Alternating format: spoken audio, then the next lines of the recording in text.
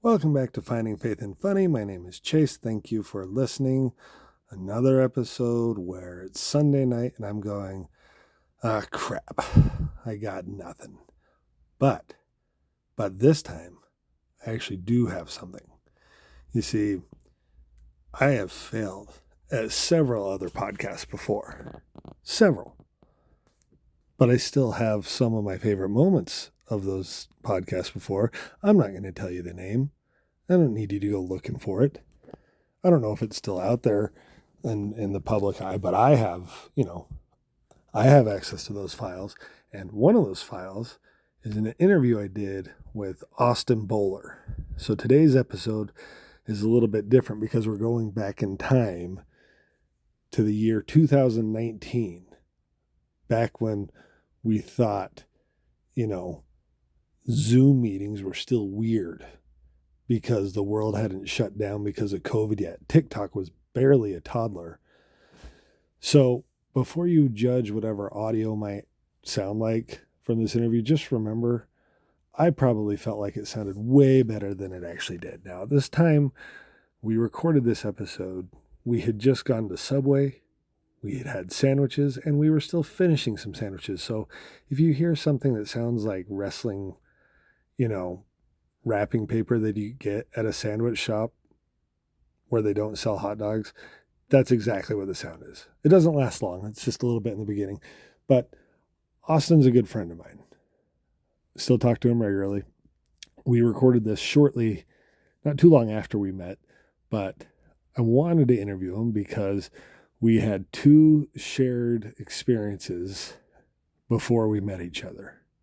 One, both of our moms had died. And two, we had both lived in our car. You could look at those instances and say both of those would be traumatic in their own ways, and they were. My experience with living in the car and my mom dying are different than Austin's. Austin's experiences are different than mine. But we find similarities in sharing our stories together, and you'll hear that we start laughing together about just the ridiculousness of the life we were both living without even knowing each other. And I've said it before that real human connection, I truly believe, comes from our struggles. It comes from our failures. I've been involved in stand-up comedy a long time, and it's fun to, sit down and tell comedians good shows you've had. But what really draws our attention in is when we start telling our horror stories where we bomb and we're just connected through this rigorous hell that we put ourselves through. I don't think it's any different than human life. If I tried to go have a conversation with a billionaire, what am I going to say to him? I can't relate to him about anything. But you give me someone who I've barely met, who also lived in a car, their mom died, or you put me in a room with any stand-up comedian ever, and they tell me about the worst experience they've had on stage, I can relate to those people. I really believe that humans are connected mostly by two things: our struggles and laughter, which is the whole premise of this whole podcast with Finding Faith in Funny. So with that in mind, let's have a trip back in time to 2019 in the clubhouse of the townhomes we were living in at the time, where me and Austin Bowler have a deep conversation. Makes sense to me. So, how'd your mom die? If you don't mind me asking. Totally fine. It's something we have in common. So in 2010, living at my ex's, this is July 14th, and my mom, I'm in a deep slumber because obviously I'm coming down. Right. My mom was my connection, and I was waiting for her to come pick up my graduation money to go pick up more dope. So she was in it too? Oh, yeah. She was my dealer, all that. From 13 to 18, my mom was my hook. Okay. And so she showed up at my ex-girlfriend's house. I ran up to the top of the cul-de-sac on Indian Hills Drive, and I handed her the $80, and I said, "How long are you going to take until you get back?" She's all, "Oh, we're just going down there and back." Which sometimes she'd go down there and be gone for 2 days, and it's like, oh, she's hitting the slot machines, whatever, getting stuck on things. Well, anyways, I give her the money, and she leaves, and I wake up at like It was pretty early in the morning. It was like at 7. They were going down. I wake up and it's like 6 p.m. at night because I was in a slumber. Right. You know, I need to recover a little bit. And I look at my phone and I look at my text message and I have like literally 80 text messages and my voicemail box is full. I didn't read the text. I just opened my voicemail and I hear from my now ex-brother-in-law, Yeah. Jeremy Porter, and he, hey, your mom was in a car wreck. She's not doing good. Oh, Mike is jeez. dead. And that's how it was broke to me. And I just like, I sit up and I'm like, fuck. So it wasn't like an expected thing at all. Mm-mm. Oh, shoot, man. That sucks. So what happened? It looks like they fell asleep. Mike fell asleep at the wheel, going 70. As right before you enter the gorge. Okay. Coming And in from the other side. No, going to. Going to. So still like towards Utah. Mm-hmm. So like you pass Black Rock, Uh-huh. and there's this berm on the right side. Yeah. And they were going 70, and they didn't, no skid marks, nothing, and rolled. It rolled about 80 feet. No kidding. Mike was crushed by the truck, who was the guy she was dating at the time. Amazing guy. Like, I loved him for who he was. Yeah. And especially for my mom. Yeah. She needed him. And then she got ejected after they rolled 80 feet, and they found her on the other side of one of the barbed wire fences out there. And then she went from there to the hospital in St. George, the new one, and then was life flighted after my brother went there to verify to the UMC in Vegas. Okay. And then after that, she fought for about 3 days and then went brain dead. Yeah. So did you make it down to Vegas before? Mm-hmm. Did you? I did. So, like, honestly, up until yesterday, I actually didn't know your mom had died. So, as soon as I heard that, I was, like, curious, just because that's something I've been through, but it's all different because it affects you different, but, like, every death is different. So to say, like, my mom was sick forever, and she was in the hospital bed for the last 6 months. So by the time she did die, it was almost more of a relief. So, Right. but, I mean, it sucks either way. Like, I was the only one not at the hospital. I was at a concert. And this was back in 2003, so not every kid had a cell phone. I was 16. And so I was at REO Speedwagon, Styx, and Journey. Like this total 80s, 70s rock concert. And then we got home. Me and my cousin went. Coincidentally, my sister was going to go with me. She couldn't go. She got sick or something. None of my friends could go. So my only one who could go was my cousin, who was like another sister to me. And we got home, and I got a message to call my dad at the hospital. And I thought he was going to be pissed that I had like skipped school that day or something. So I was like, I'll just call him when I get home. They're like, no, you need to call him now. And then when I called, he told me that she had passed away 5 minutes before. So Well, and so for my outlook on it is tragedy happens, and what we choose to do with it is either going to be like this whole motivation and pity party for ourselves, and we can't talk about it. And that's been one of my biggest building blocks in recovery is as much as I used to beat myself up for the fact that I was the last person to see her, I gave her the gas money to go then, yada, yada, yada. It is somebody would have gave her the money. She Yeah. would have found the money regardless. And we don't know the what ifs. It's kind of No. like with the basketball thing. We don't know the what ifs, so just leave it the hell alone. yeah, And that's the concept I really had to grasp, to say, it's not your fault, she made her own decision. And once I got through that, that's when I stopped shooting up the first time okay, and got the job at Jiffy Lube, which that was 2012, so almost 2 years later. So she died, became an IV user, and then just off a whim, didn't go to jail, none of that. I just stopped. And then next thing I know, I'm working at Jiffy Lube, getting an apartment, toxic relationship, back to the IV using, you know. that's step one in relapse is a toxic relationship. No, that's true. Like, you can't focus on what ifs because there's no possible way to answer them. You know, I don't know. That was one thing. Like, so there's members of my family who played the what if game. Like, what if the doctors would have seen this sooner or treated this differently? Well, they didn't. Right. And you don't know how her body would have reacted to those, because a lot of things they did try, her body just rejected what they were trying to do. They were doing what they felt was best. You can't play the what if game. And I think the what if game turns into a blame game. It does. We don't want to blame ourselves, and so since I was blaming myself, I like guilt loaded myself instead of like blaming my mom for her, you know, getting me high and all that stuff, or us using drugs together. And instead of blaming her, I blamed myself. And so that like aha moment, so to say, of when I put the needle down without having to go to drug court and stuff, was monumental for me, I think, in my life in general. Like, it was probably one of the biggest things to, you know, allow me to have this life I have today. Yeah. Well, and see, I've only known you for a year, and so I've known you only since you've been sober. So I don't know that Austin you tell me about the shooting up and stuff. But who you are today is obviously someone who you just have a good outlook on life.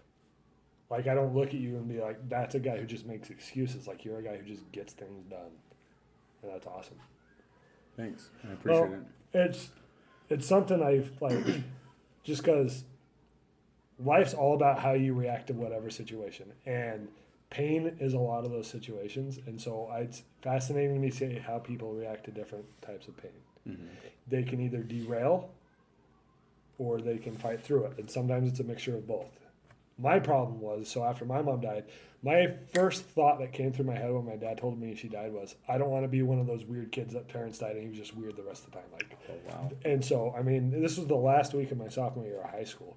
And so I was like, I don't want sympathy written in my yearbook next week. What's this all like? Those were the thoughts. It wasn't anything logical. And so I just kind of buried it away. And then like 10 years later, I was 26. I was talking to my sister. I was driving home from work, and then somehow she just like pulled it out of me. And then everything that I had never dealt with came out all at once.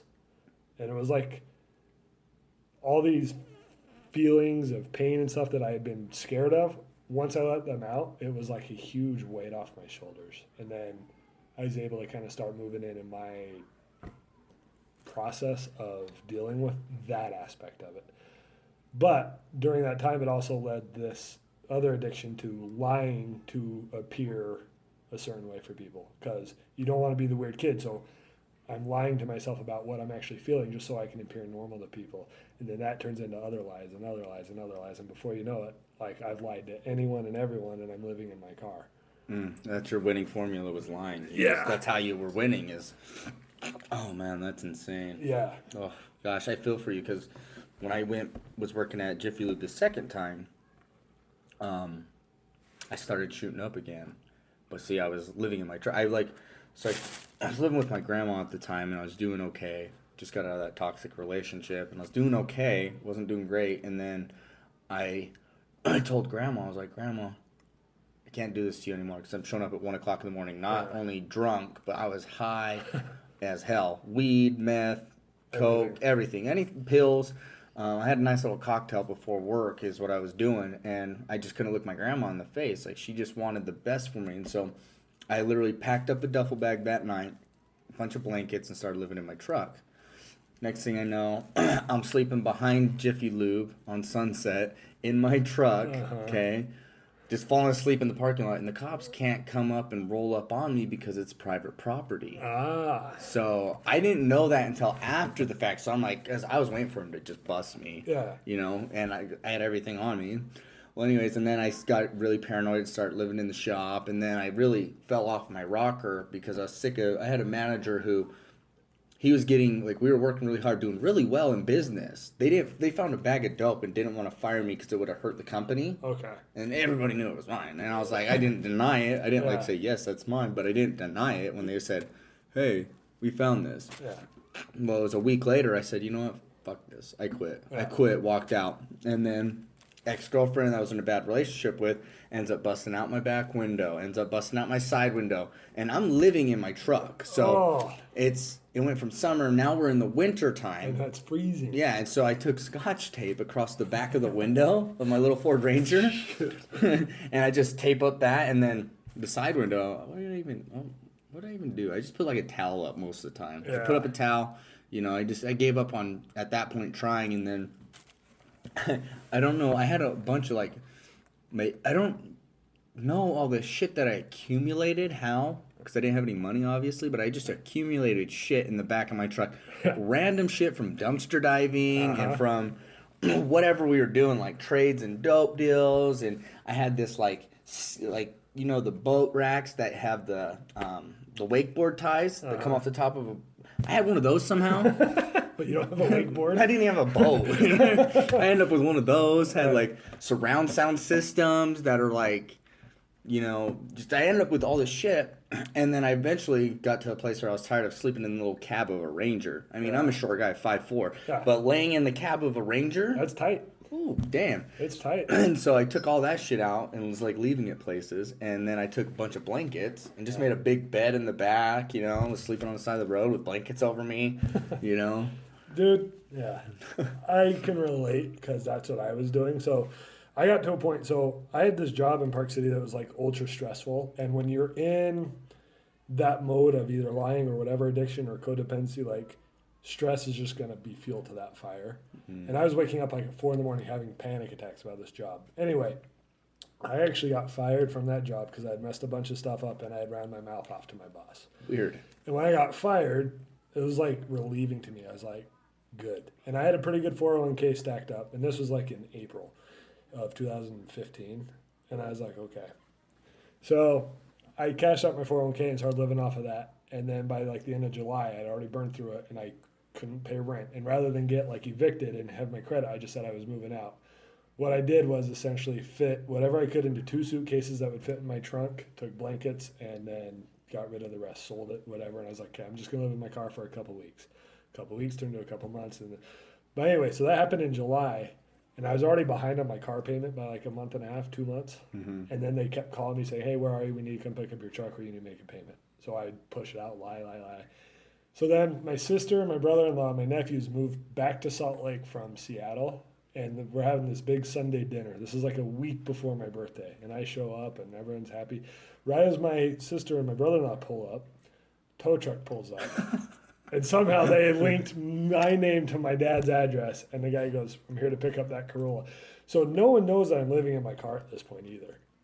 And repo guy takes my truck. And so like the rest of the dinner is just like painfully awkward. And even like my nephew at the time, who was only 3 or 4, was like, Chase, where's your car? Like, it was just so awkward. And so my dad like pulled me aside. He's like, were you living in your car? I was like, no, I'm fine. And I was like, I'm just going to walk home. And I lived within like walking distance of home. So it wasn't unusual for me to walk. So he's like, you're sure? I was like, yeah. I walked to a friend's house and slept on her couch that night. And then I borrowed a truck from my uncle, which I basically lived in that for the next few months till I bought a new car and lived in the back of that. So I'm 6'3.5", 6'4". I was living in a Corolla, and then I lived in like a little Mazda in a back seat. So like I get it's uncomfortable to lay in the back of that. But I did that for like a year and a half. Like even when I moved down here, I would just go drive out to the Strip and just sleep in the Strip every night. Oh, the worst thing is when you wake up and it's hot. Yeah. And you're dirty because you haven't showered. Yeah. And you're just like, and then it's so funny is like, you forget that you stink, and so since you forget that you stink, you're just like walking in. Too. Yeah, and you're just walking in places like you're fine. I was like a little more mindful of it because I ended up finding places like the rec center. You go pay for like the day pass. You can go use the showers, or my sister was amazing. She let me come over and shower. Yeah. And now we have this ongoing joke now to this day about she'll send me like a little emoji, her bid emoji with a bar of soap. Instead of Fight Club, it says wash yourself. It's so great. I know. So like every time I go home, my parents are like, Kristen, you got Chase to shower and wash his clothes. Good job. Like you're the best thing that's ever happened to him. So like my sister she was on to me. I didn't think they were because you think you're so good in those moments, but everyone knows. And so she'd be like, you can come wash your clothes here if you want. I was showering at a gym because the job that I got fired for, they had like a thing where you got a gym membership to Vasa, but it was on their corporate account. So I used that for a year and a half before they figured it out. So I'd go shower there. And so I'd just be like, I'm going to go to the gym. And so like I'd tell people I'm going to work out, but I'd just go like sit in the hot tub and then go take a shower. Because those cold nights, you're frozen when you wake up. So I'd go unthaw in the hot tub, then I'd shower and then go look for jobs or sit and just get into a rabbit hole of like YouTube videos. And so like people thought I was on drugs because I was showing like drug behavior. Like I was stealing money from relatives and stuff like, and all it was this psychological thing where I've got to keep up this appearance that I've built for myself through lies, and I've got to tack on more lies. And then finally like I kind of got found by Kristen. We'll get into that another time, but like rather than like judging me for it, she's like, okay, let's get you help. And so she got me into the recovery program, and then it was a bit of a climb out of the hole, so to say. Like, it's still a hole I'm probably not all the way out of, because the temptation to lie immediately is always there. Like, you say something to me, I have a lie immediately for it, and I just have to be like, wait, nope, that's not true, and then react. So Yeah, see, my mom, when we lived over here in Hidden Valley, she's a compulsive liar. And the thing that really, when I was younger, is we had the cool hangout spot. Yeah. Not only the hangout spot, because my mom didn't give a shit, but also my mom would call and excuse friends from school for us at the time. really? Yeah, you know, same lady. They at the time. This is in 2008, and 9, and 7. You know, all the way from middle school for me. So which started in 2006. I have my mom calling this Dixie High School or Snow Canyon or Pineview, the same person calling all these schools over and over again, sometimes multiple times a day, excusing different students, yeah, and then would all go hang out at my house. You know, get drunk, Yeah. you know, whatever we were doing, smoking weed, getting high. And she got into this habit of, like, she never cleaned, and so we had piles of dishes, and before anybody would come over, I would hurry and clean them up, because I had to put out an image. I was living a thug life, you know, Yeah. whatever.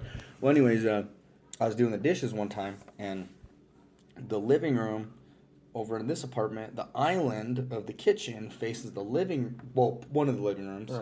And she was sleeping in front of the TV, and she literally just sat straight up, picked up the cup that was on one side, set it on the other side of her, and lay back down and started falling asleep. And I was just like, what the hell? So I was like, Mom, why did you do that? She, did what? And she sits up, and I was like, why'd you just put the cup from one side to the other? She started screaming at me. I didn't effing move the damn cup, and you need to quit lying and lying. And I'm just like, and after that, like, I got to this place with my mom, and I was just like, if I felt like she was lying, I just let it go. Yeah. You know? And I was the experience with a compulsive liar. You're lying just to lie. And so I definitely maybe understand it from your family's vantage point, where it's like, yeah. And that's the thing is, like, in your mindset, you're such a good liar, no one's on Oh, you. God. And now that it's been a while, like, talking to them, like, they'll still make fun of me, like, so and you enjoy it because you're smiling right now. You think it's I hilarious. think it's hysterical, because my whole mindset is, if there's a target, take your shot. Obviously, I painted some big targets for myself.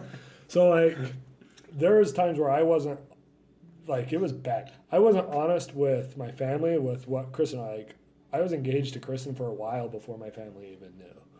And I told my family, I'm like, yeah, I think I'm going to break up with her. Because in my mind, this lie I built up is that my family wasn't going to support anything I did.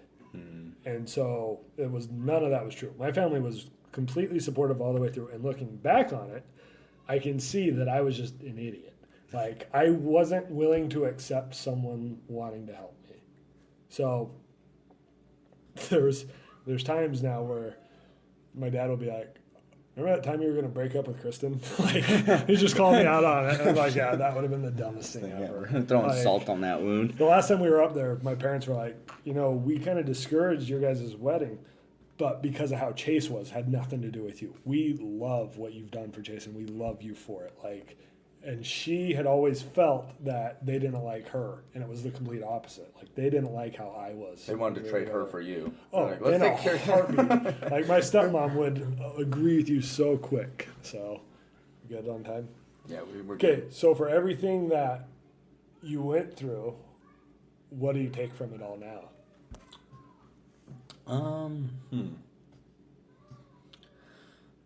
It's the experience of it, Yeah. and allowing me not to, like, there's situations that arise, and it's not even with myself. I see situations with other people, and for me, it's like I feel very calm. Not saying that, like, I look at their situations like, oh my, that's so easy, and you guys are making a big deal out of it, but calming that, like, when things do arise for me, it's almost like to say I have experience in the sense of, like, it's not going to be catastrophic. Like, I know what it's like to lose my apartment. I know what it's like to lose my car. I know what it's like to lose a job. I know what it's like to have family and worry about me being dead in obituary. So, like, all those those things have allowed me to, as I get more successful in my life, that I'm able to handle these new types of stress Yeah. with a little more ease and grace than I think, some people do, because I see, and this is just my perspective of what I see with people, is like they start to get success and then they feel the pressure of the success, which is a very realistic thing that people create. And, I feel like for me, it's like if I don't live up to that expectation, then I'm letting everybody down. So I got to keep going. But I understand that that's not true. Yeah. Because when you're on the opposite side of the spectrum and there's no expectation and you get to where you're at today, Yeah. it's more excitement. And I feel like people are more cheering me on. And that's the perception that I've allowed to live in my life, is like cheering. Well, and that's awesome that you can accept that, because like a lot of people can't accept the fact that people will cheer for them, because everyone's their own harshest critic. And in a lot of ways, everyone should be their own harshest critic. But people will always say, I don't deserve this. I don't feel like I deserve that kind of support. So I'm glad that like you can recognize that that's a good thing. What I take from it is almost exactly what you said, is that when crap hits the fan, you'll be fine. There's a comedian that has this whole bit about, screwed up people, when they see crap about to hit the fan, they just step to the side of the fan. And it's all the normal people who panic and then they get sprayed. And they don't know how to handle that a toilet gets plugged up. But the rest of us are like, okay, whatever. Like, we've been through different levels of crap, but I think it makes us stronger, because we know that the sun's going to come up tomorrow no matter how good of or bad experience we're having, which means you're going to have time to fix it. And so like when I started this thing, I didn't have like a agenda of where I wanted it to go, but it's kind of built on from like how laughter's helped me move on from pain, because I will laugh at horrible things because that's how I deal with it. It's my way of poking holes at something to take the fear away from it. You've been through plenty of pain, clearly, and you've just kind of risen above it. Like, I've known you for a year. I've never looked at you and thought that's a struggling person. I think that's like the kind of attitude I would love to aspire to be. You're always just like up to do anything, always having fun. And the fact that you're there from where you were is astounding to me. So, yeah. Thanks, Chase. You're Appreciate welcome, that. bud. We'll wrap it up, but I hope you do, because then you'll have another kid. well played. That's a good one to end that on. That is the great Austin Bowler. Austin and I still talk quite often. He's around. He's a good guy, a good friend, and he's had quite the life turnaround, as have I. But again, don't be so ashamed of your struggles that you're not willing to share them, because you're going to find connection and new friends with people who have had similar experiences to you. Next week, special guest, special episode. You're not going to want to miss that one. I'm going to leave that tease at that. Thank you again for always supporting. If any of people listening, we've gotten a lot of new subscribers over the last, 3 weeks. Thanks to Lindsay Anderson coming on. Listen, I'm up to talk to anyone. I want to hear experiences. Even if you don't want to talk to me, just you want to share an experience or a thought, faithandfunny@gmail.com is the email. Would always love to hear from anyone. So thank you again for listening. And next week's guest, again, you're not going to want to miss.